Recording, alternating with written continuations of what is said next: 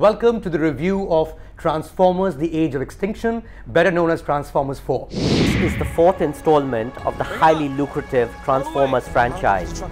Instead of calling it Transformers: Age of Extinction, I suggest they call it the Age of Extension.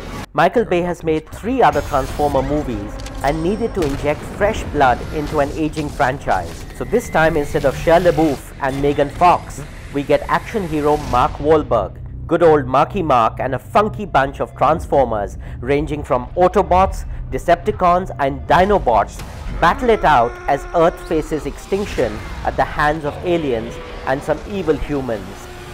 Well, quite similar to how Bollywood has its 100 crore club or a 200 crore club, Hollywood has what they call a $1 billion club. And I think movies like these, movies like Transformers, 1, 2, 3, 4, are essentially made to ensure that the toy manufacturers make their money. And then, of course, the fact that it needs to make, revenues from across the world, since more than half the revenues of most huge budget Hollywood movies come from outside America. This one is also set in Hong Kong, also set in China.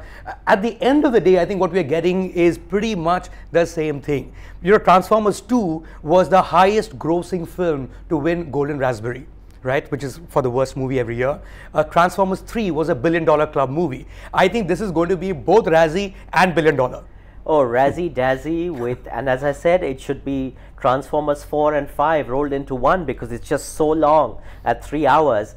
But it's interesting where Hollywood is going. The executive producer on this film is Steven Spielberg, and they all have such extraordinary amount of product placement in this film. It's not funny. From Dr. Dre's Beats, music players, to beer, to even Hong Kong landmarks like the Pangu Plaza. And they actually had a problem with the Pangu Plaza, the sponsors, and which is now known as the Pangu Plaza Panga, right, where they finally had to run down the entire cast and crew to appease the Chinese and do damage control. So obviously this is the way that cinema right. is going, and where Hollywood is headed, which is to all these huge markets which are still completely enamored by things that blow up. And don't forget the land of Godzilla and that sort of over-the-top cinema. True that. I think one of the elements, that you mentioned, the fact that Steven Spielberg is an executive producer on this film. I mean, the thing that Spielberg seems to get right most of the times is emotional engagement with an audience.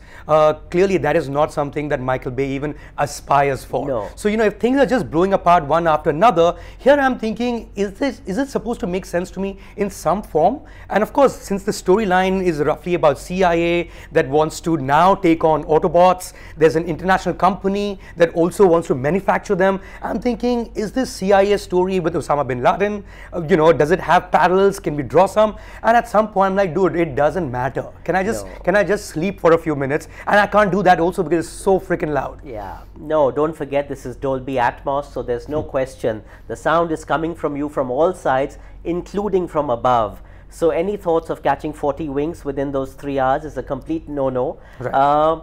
Incredible. I mean, some of my favorite actors of all time, Stanley Tucci, Kelsey Grammer, are all embarrassing themselves here playing human villains. This really embarrassing love track between Stanley Tucci and this Chinese actor called Li Bingbing. And, again, they just need to bung in elements of local actors in order to appease the Chinese. True. This is the way we're going. This is the way the world is headed, and why not Hollywood? So what's your verdict? I'm going to say it's a dekho in the theater, but if you can, please IMAX 3D mein dekho with Dolby Atmos dekho, and submit yourself to that experience. Be prepared, go for a susu break so that you have 3 hours of non-bowel movement. Well, I think, Fahad, you're being extremely kind out here. Here is a movie that's supposed to be a summer blockbuster, but lasts the entire summer. I would rather, put in my money in something that makes more sense. It's a complete, no doubt about it, peko from my side.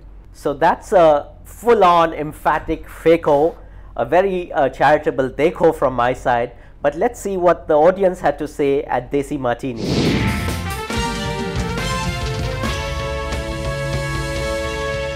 So that was the review of Transformers 4.